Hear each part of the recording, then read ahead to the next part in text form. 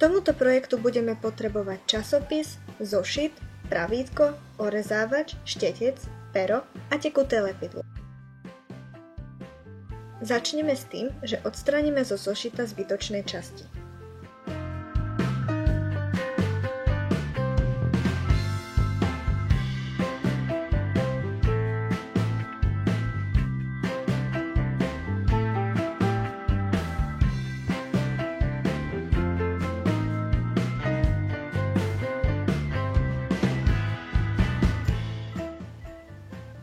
Teraz si zoberieme kúsok tvrdšieho papiera a narysujeme naň trojuholník. Toto bude náš vzor. Najlepšie bude, ak bude rovnoramenný, no ja som si ho nejak špeciálne nemerala a je to tak nejak od oka.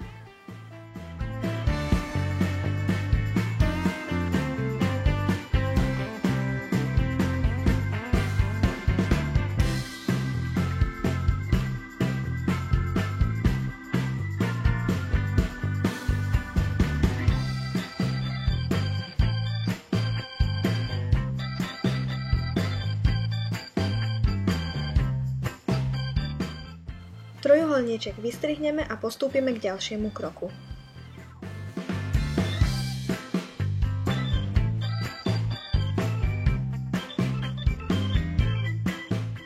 Zoberieme si časopis a nájdeme v ňom strany alebo obrázky, ktoré sa nám páčia, tam obkreslíme trojuholníček a neskôr vystrihneme.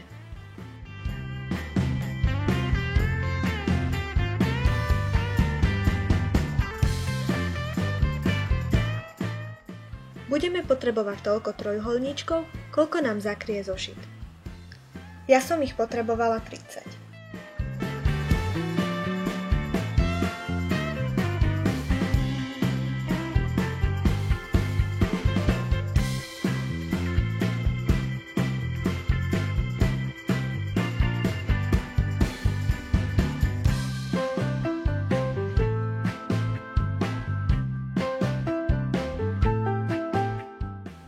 Vystrihnuté trojuholníčky poukladáme na zošit a potom ich prilepíme. Môžete ich poukladať rôznymi spôsobmi, ja som to urobila dosť chaoticky, ale môžete ich poukladať napríklad podľa farby, spraviť ombre efekt, alebo napríklad použiť len istú farbu ako čierna a biela a tak kombinovať.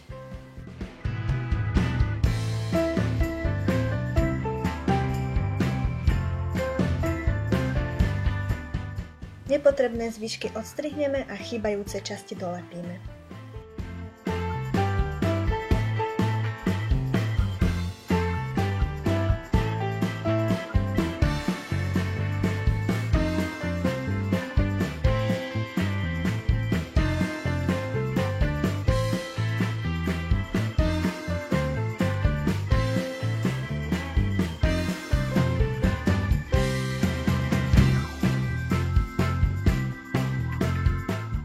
Keď sme hotoví s dizajnom, povrch natrieme tekutým lepidlom, aby sme ho ochránili.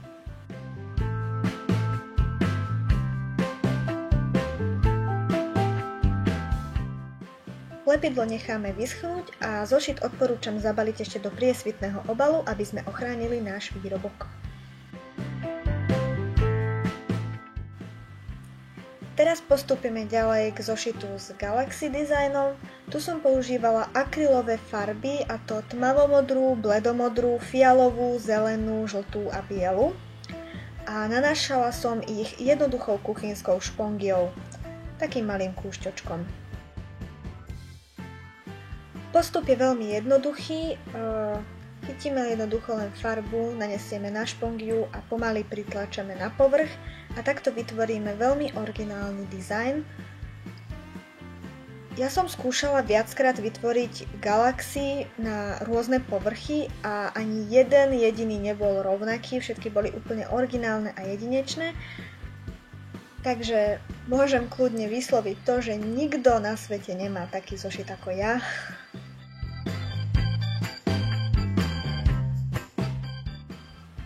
Okrem týchto farieb som videla, že niekto použil aj oranžovú alebo ružovú.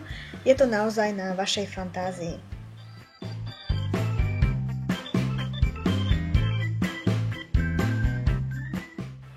Teraz postúpime k malovaniu hviezdičiek. Najprv som použila druhú stranu štetca, ale zdalo sa mi, že tie hviezdy sú príliš veľké, takže som vymenila štetec za pentelku.